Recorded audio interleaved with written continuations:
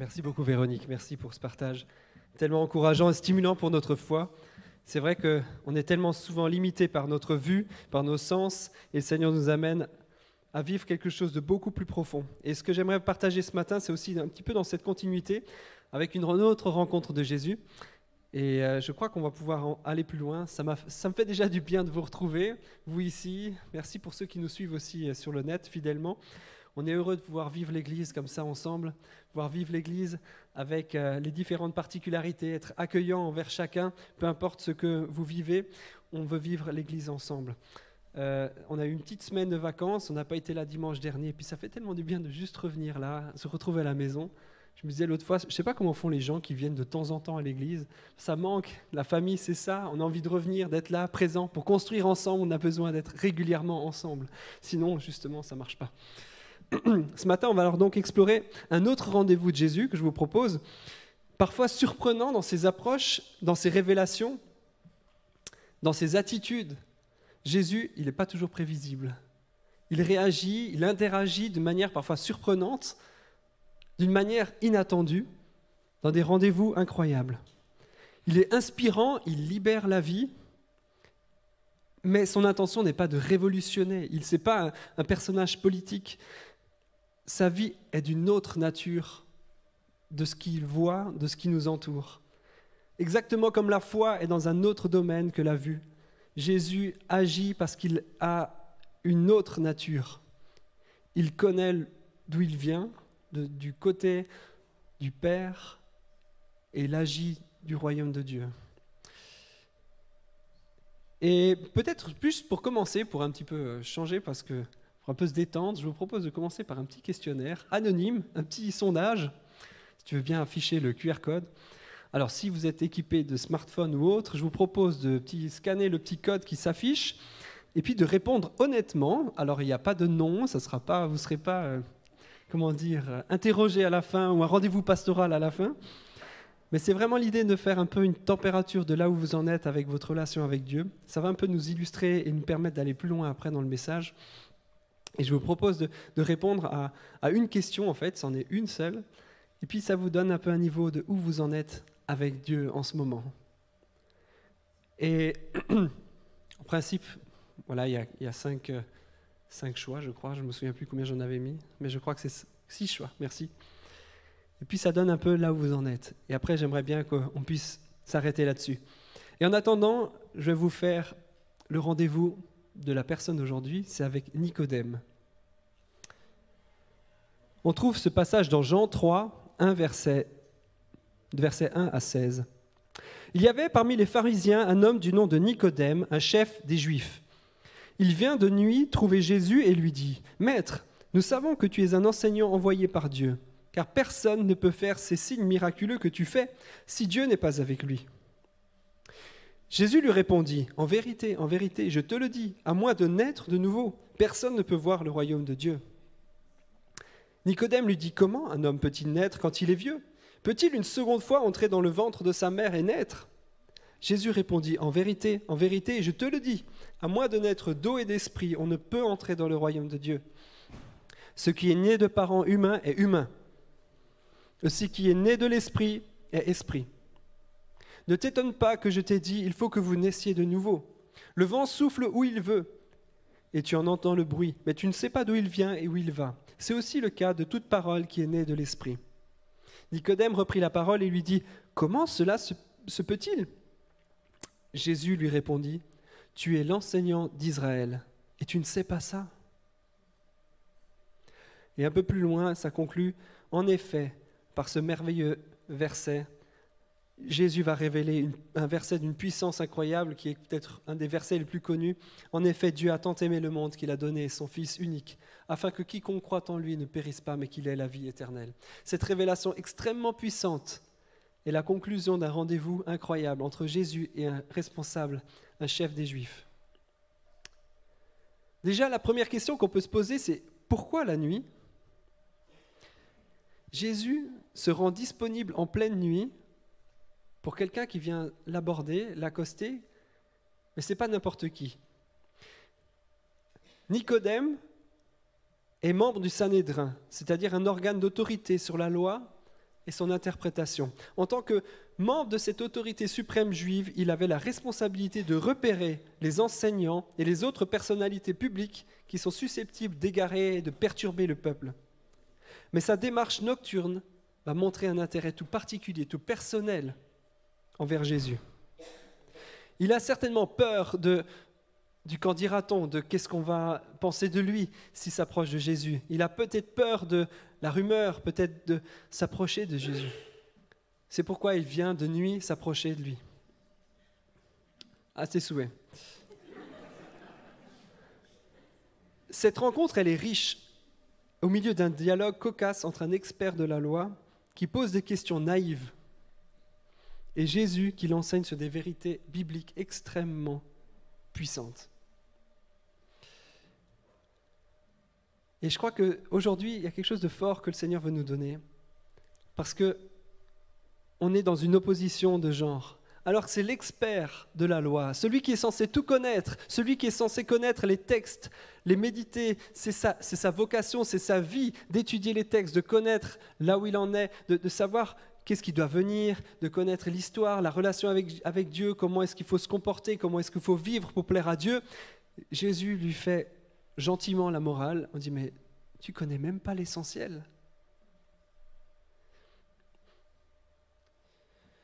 Jésus lui représente un royaume invisible, alors que lui attend de voir comment ça va s'organiser.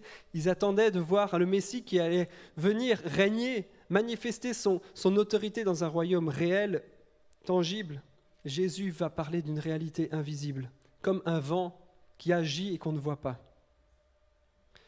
Parfois, actuellement, on spiritualise des questions politiques, des questions humaines. On attend une réponse de Jésus sur des choses toutes pratiques, toutes politiques, toutes humaines. Mais la réalité est bien différente. On a besoin d'une révolution intérieure, une révolution spirituelle, un changement intérieur qui va transformer le monde. Pas de changer par des principes, par des actions politiques, par des actions qui sont fortes extérieures. C'est la réalité intérieure qui va changer le monde. C'est comment on va vivre intérieurement. Comment est-ce que le réveil spirituel va amener à des changements réels. Et puis ce qui m'a frappé, c'est vraiment le reproche de Jésus à Nicodème sur sa méconnaissance de ce qu'il appelle la nouvelle naissance. En fait, quand on s'attarde là-dessus, on se demande, mais en fait, à aucun endroit dans la Bible, il est question, dans l'Ancien Testament, de nouvelle naissance. Nulle part, il est question de ce principe de naître de nouveau, de renaître. Nicodème, c'est un peu normal d'un côté qu'il s'interroge sur comment on fait. Est-ce qu'il faut revenir dans le ventre de sa maman ? Comment ça marche, cette nouvelle naissance ? Et c'est normal qu'il s'arrête et qu'il s'interroge parce que ça n'existe pas. Ce n'est pas un principe qui existait déjà. Mais pourtant, ce que Jésus veut montrer, c'est une réalité bien différente. C'est que dans tout l'ensemble des textes de l'Ancien Testament, tout l'ensemble des textes que Nicodème connaît, il y a une réalité puissante qui traverse là-dedans. Ce n'est pas des termes, c'est la puissance du message qui est là. Tout était prêt pour que Jésus puisse accomplir ce qui était promis. Tout était prêt pour que Jésus puisse montrer ce que c'est, comment ça va se réaliser. Et j'aimerais m'arrêter avec vous pour expliquer ce qui semblait une évidence pour Jésus lorsqu'on s'arrête sur les textes de l'Ancien Testament. Et je prends quelques textes que Nicodème devait connaître et qui vont s'éveiller différemment. On trouve dans Ézéchiel 36, versets 25 à 27. « Je vous aspergerai d'eau pure et vous serez purifiés. Je vous purifierai de toutes vos impuretés et de toutes vos idoles. Je vous donnerai un cœur nouveau. Je mettrai en vous un esprit nouveau. Je retirerai de votre corps le cœur de pierre et je vous donnerai un cœur de chair. C'est mon esprit que je mettrai en vous. Ainsi je vous ferai suivre mes prescriptions et garder et respecter mes règles. » Dans Ézéchiel 11, il rajoute même encore à ce concept « Alors ils seront mon peuple et je serai leur Dieu. » Pour accomplir la transformation morale, il faut une nouvelle naissance spirituelle. Ce qui est mort doit être changé, doit revivre, reprendre vie. Ce qui est séparé de Dieu doit être reconnecté à Dieu. L'Ancien Testament pointe vers Jésus et son œuvre. Le mal est entré dans l'homme par Adam. Le mal entre dans l'homme et il est en chacun de nous. Le péché est avec nous. Dieu l'a chassé du jardin d'Éden, l'a séparé de l'arbre de vie. L'homme ne peut plus vivre. L'homme est mort spirituellement depuis Adam, et ça, en héritage, d'héritage en héritage. On vit, on est séparé de Dieu. On est mort spirituellement. On a besoin parfois de reprendre conscience que sans l'action de Jésus, nous sommes morts spirituellement. Il n'y a pas de possibilité de garder cette vie éternelle. La loi, les règles, la manière de vivre, on peut venir à l'église, on peut lire la parole, on peut chercher à faire le bien autour de nous, mais on reste mort spirituellement. Ça ne suffit pas. On n'y arrive pas à plaire à Dieu. On n'arrive pas à atteindre la proximité et l'intimité avec Dieu.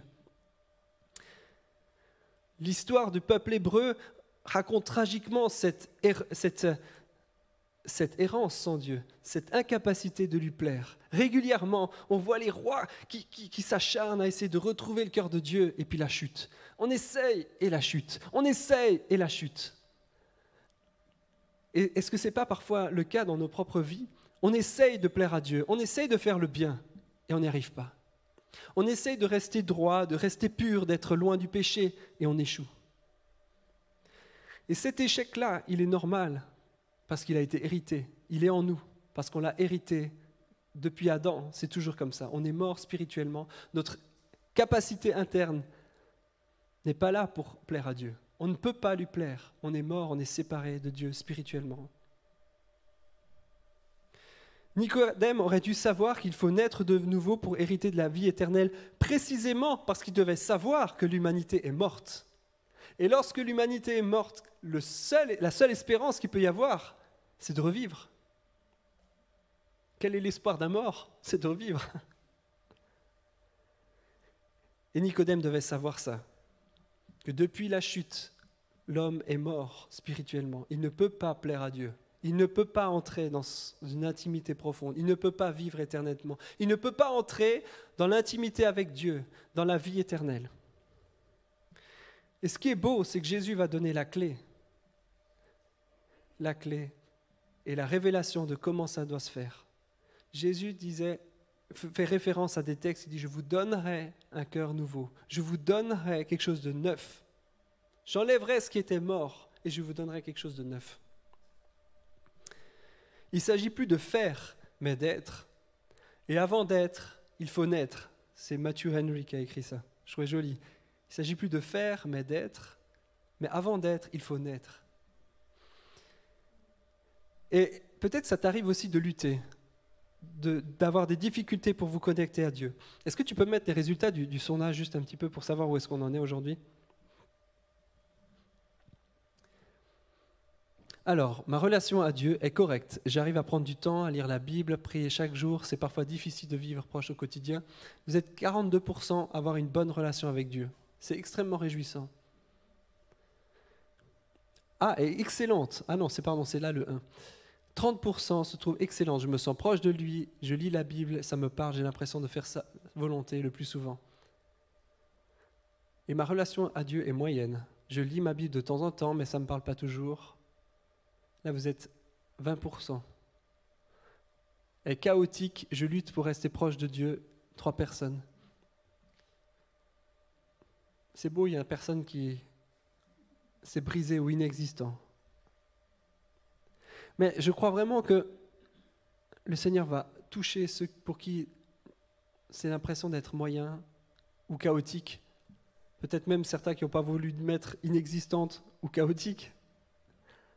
Mais en tout cas, je crois qu'aujourd'hui, le Seigneur veut nous donner une clé pour avoir quelque chose qui brise le cercle de « je crois, je n'y arrive pas. J'essaye, mais je n'y arrive pas ». Quand je me suis converti, la manière quand le Seigneur m'a touché pour la première fois, c'est parce que je me retrouvais chaque soir dans mon lit à pleurer parce que je n'avais pas réussi ma journée à plaire à Dieu. Chaque soir, je me disais « demain, je ferai mon possible pour plaire à Dieu ». Et je n'y arrivais pas. Le constat, je pleurais, je dis « Seigneur, désolé, je n'ai pas réussi. Demain, j'essaierai. » Et rebelote. J'arrivais, je dis « Oh non, j'ai de nouveau été avec mes potes, j'ai fait des trucs pas cool, pardon. » Le fois d'après, encore désolé. Vraiment, à pleurer, à m'humilier. Et c'est ça, en fait, dont il parle ici. Jésus nous dit de passer par un baptême de purification. Qu'est-ce que ça veut dire ? Il faut se laisser purifier, se laisser transformer. Jésus ne parle pas ici du baptême comme l'institution dont on parle. Ce n'était pas encore institutionnalisé de se baptiser et de ressortir au nom de Jésus, du Père, du Fils et du Saint-Esprit. Jésus fait référence ici à Nicodème de ce qu'il connaît. Et ce qu'il connaît, c'est les rites de purification. C'est le lavement de ce qui est mauvais, de faire un acte pour purifier ce qui est impur. Et on doit passer par là, mes amis, pour vivre une vie qui plaise à Dieu, pour voir le royaume de Dieu. On doit passer par l'étape de s'humilier devant Dieu, de dire pardon, je n'y arrive pas. Je te demande vraiment pardon. Purifie-moi de ce que je n'y arrive pas, de ce que je ne fais pas bien, de ce que je ne suis pas capable. Je suis mort sans toi. Je suis mort spirituellement sans toi. J'ai besoin de cette vie nouvelle que tu mets en moi.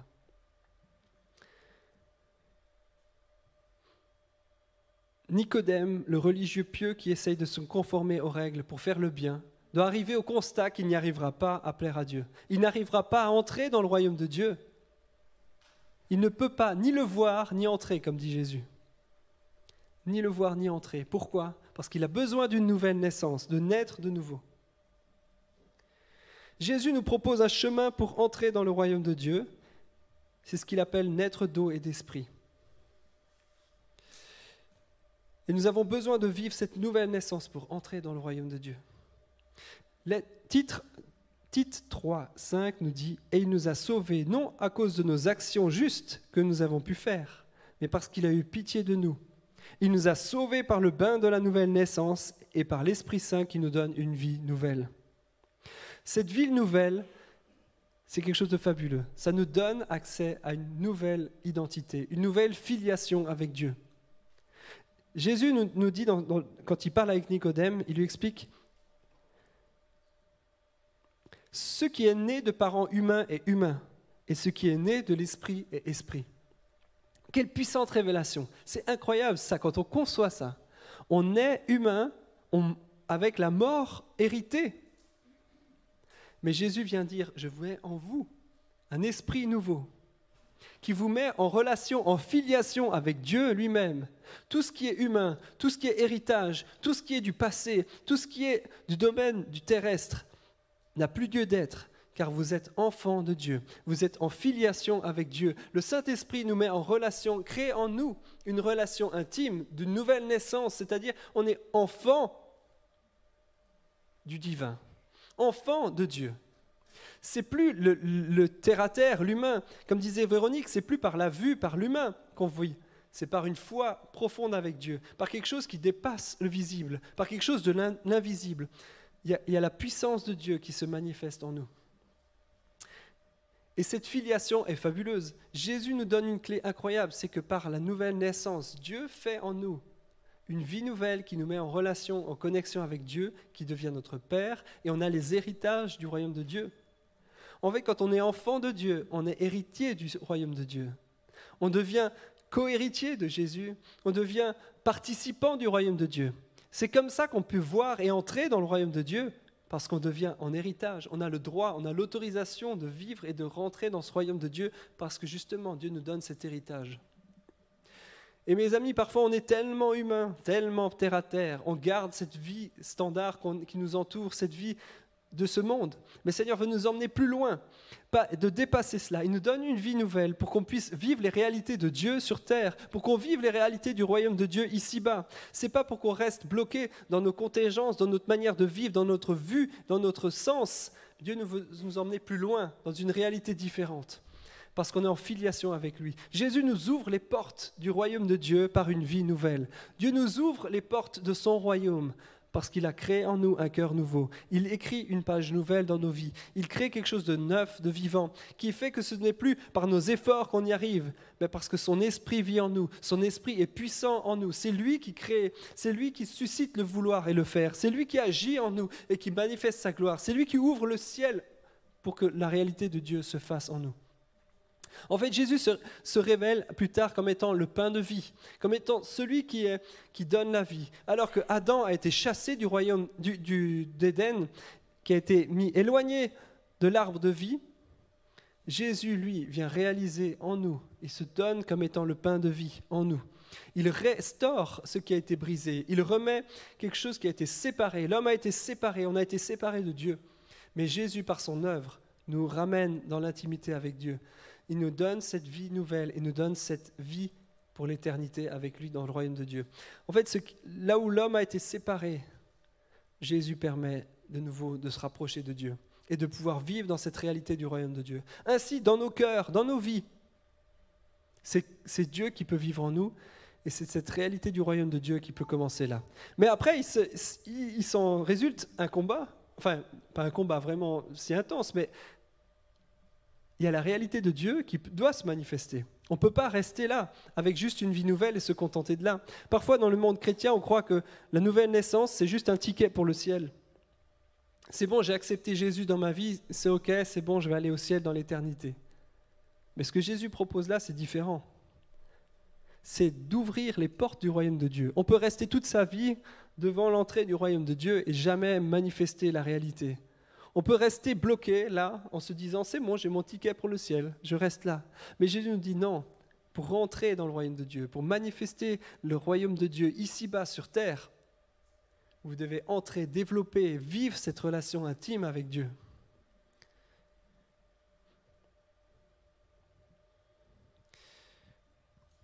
Nous sommes enfants de Dieu, nous avons accès à cette vie éternelle. Alors que la mort était héritée depuis la naissance, Jésus nous donne la vie.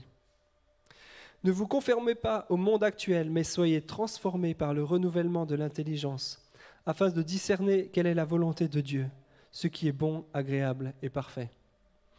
Ainsi, on doit laisser cette nouvelle ADN de Dieu en nous, cette nouvelle filiation de Dieu en nous, la laisser s'exprimer. On doit la laisser transformer notre manière de penser, notre manière d'aimer, notre manière de vivre.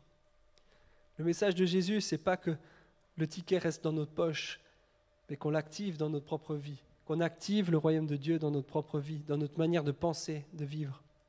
Et je crois vraiment qu'aujourd'hui, l'encouragement de Dieu, ce n'est pas simplement de dire à ceux qui se sentent éloignés de Dieu, de pouvoir se rapprocher et de pouvoir recevoir cette vie que Jésus offre, mais aussi pour ceux qui sont là et qui ont l'impression d'être dans une phase plus stérile, qui ne porte pas de fruits, où ça ne bouge pas. Le Seigneur veut vraiment raviver la flamme de son esprit, veut souffler à nouveau pour remettre une vie puissante, pour qu'on puisse éviter de rester devant les portes du royaume de Dieu, mais y entrer, parce qu'on sait qui on est en Christ.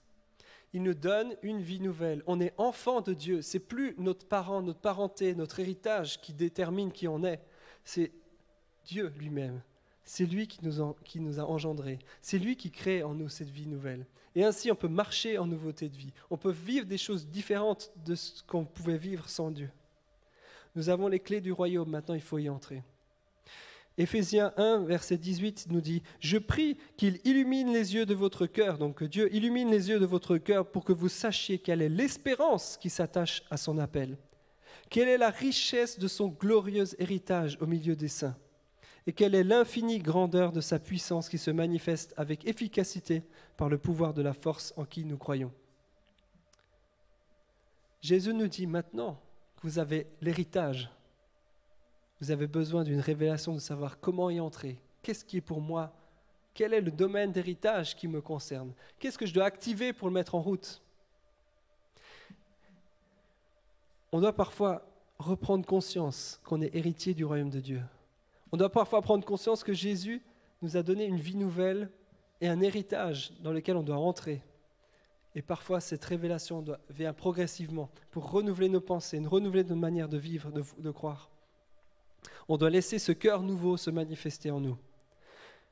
Jean 7 dit « Celui qui croit en moi, des fleuves d'eau vive couleront de lui, comme dit l'Écriture. » La relation à Jésus nous donne accès à cette vie nouvelle, à ce royaume de Dieu qui peut se manifester. Si on veut voir l'impossible, comme disait Véronique avant, si on veut voir le royaume de Dieu du domaine impossible de la foi, il faut qu'on entre dans ce royaume de Dieu par une connexion à Jésus, par accepter cette vie qu'il nous donne, par accepter cette vie nouvelle qu'il nous donne et la manifester, pour qu'elle renouvelle notre pensée, notre manière de penser, pour que ce ne soit plus les habitudes, nos anciennes manières de faire qui prédominent, mais qu'on entre dans quelque chose de neuf, qui soit naturel. Le peuple avait du mal à entrer dans ce qui est juste. Il essayait, mais il n'y arrivait pas. Mais par la puissance de l'Esprit qui renouvelle notre manière de penser, notre manière d'être, notre manière de nous comporter, Jésus veut nous entraîner dans quelque chose de bon naturellement, sans que ce soit un effort constant, mais quelque chose qui se manifeste facilement, naturellement.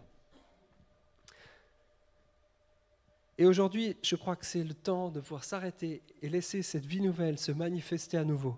Peut-être qu'elle a été juste présente à un moment donné, mais maintenant, je crois que le Seigneur veut l'activer à nouveau et nous faire entrer dans quelque chose de neuf, de frais, pour que la vie abonde, pour que nous puissions entrer dans quelque chose de neuf, de frais, qui n'est pas bloqué par nos pensées, par notre manière de faire. Mais ce n'est plus le moment d'être religieux, juste de faire pour plaire à Dieu, d'être juste faire le bien, venir à l'église, lire sa Bible, faire le bien, faire ce qui semble bon. Dieu veut nous entraîner dans quelque chose de nouveau, de différent, de plus profond, qui nous donne envie de lui plaire à chaque instant, au quotidien, une vie nouvelle. Et comme Nicodème, Jésus veut entraîner à passer du moment où on fait des rites, des choses qui plaisent à Dieu, à quelque chose de réel, de profond dans nos propres vies. Et aujourd'hui, je prie vraiment qu'il renouvelle notre manière de penser, qu'il nous renouvelle notre relation avec lui, pour que cette vie nouvelle coule avec abondance dans nos vies. Pour que réellement on prenne conscience que le cœur de Jésus, c'est de nous donner un cœur nouveau, qui aime d'une manière nouvelle, qui transforme le monde dans lequel on est, qui nous fasse entrer dans une réalité du royaume de Dieu qui n'est pas limitée par ce qu'on voit, par ce qu'on ressent, qui nous fasse entrer dans quelque chose, dans une dimension plus profonde, plus intime avec lui. Et l'invitation de Jésus, c'est qu'on puisse avoir cette vie nouvelle et qu'on puisse accepter de s'humilier devant Dieu, dire « mais j'y arrive pas par moi-même. Par mes parents, j'ai cet héritage, par qui je suis, j'ai cette manière de penser.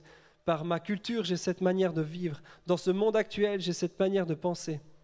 Mais Jésus, aujourd'hui, je choisis de croire en toi et que tu vas me donner une nouvelle manière de penser, une nouvelle manière de vivre qui dépasse les contingences humaines, mais qui est connectée à toi, qui te fait plaisir, qui vit selon ton cœur, naturellement, facilement. Renouvelle, Seigneur, ce matin, en nous, cette vie nouvelle. Je prie, Seigneur, que tu viennes raviver au milieu de nous un esprit nouveau. Tu ouvres, Seigneur, la réalité du royaume de Dieu pour nous ce matin. On veut vivre en nouveauté de vie. On veut vivre ce royaume qui n'est pas de ce monde. On veut vivre cette puissance, cette autorité, cette vie, cet héritage que tu as pour tes enfants. On veut, Seigneur, pouvoir y entrer aujourd'hui. Que le centre de vie puisse entrer pleinement dans cette réalité d'une nouveauté de vie, cette vie en abondance qui coule et qui découle de cette position d'enfant de Dieu. Seigneur, viens souffler ce matin dans nos vies, comme ce vent qui fait ton œuvre dans nos vies, et qu'il y a vraiment un souffle nouveau qui vienne, une vie nouvelle qui transforme notre être.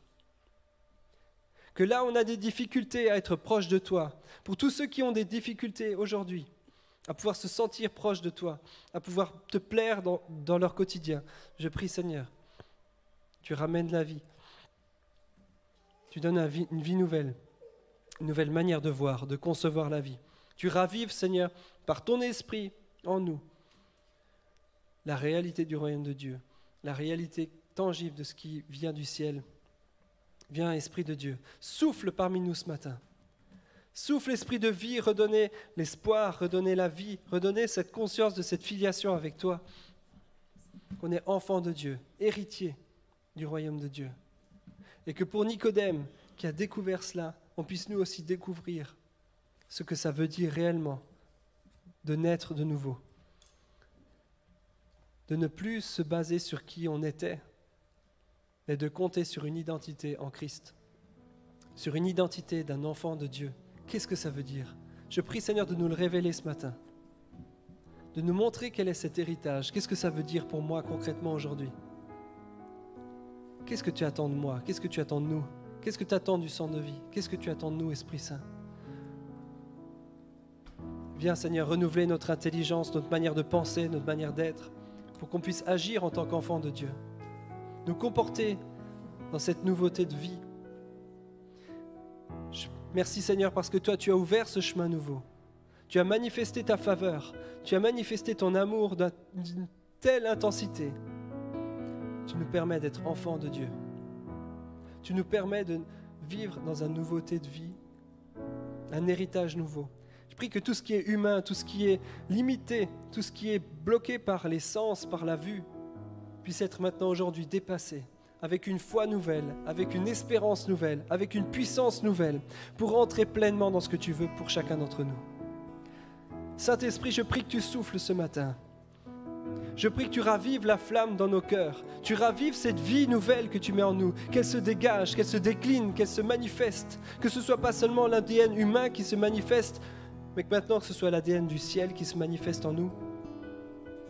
La réalité de Dieu devienne réelle en nous.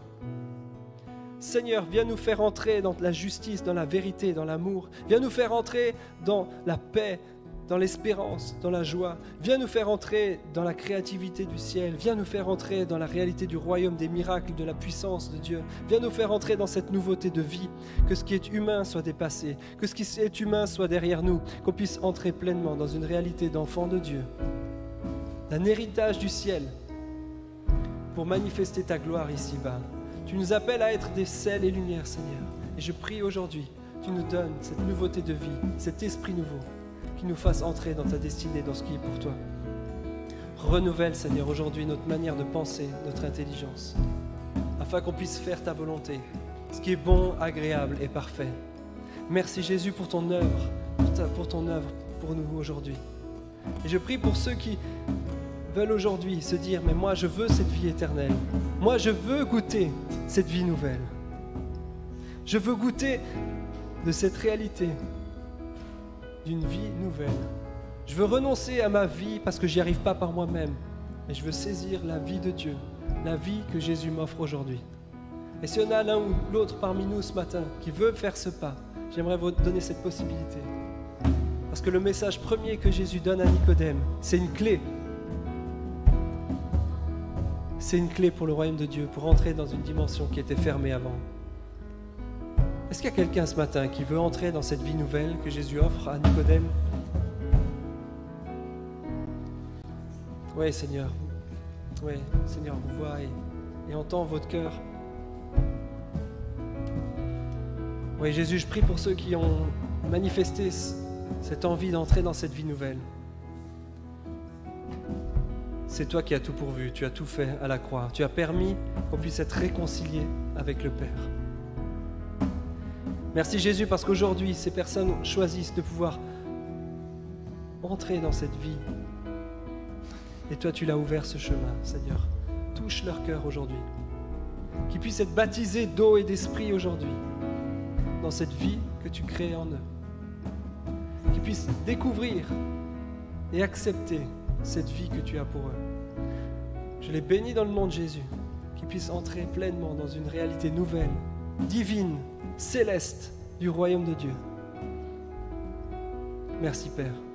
Et qu'ils puissent ensemble entrer pleinement dans cette vie nouvelle qui va se développer et se multiplier. Amen.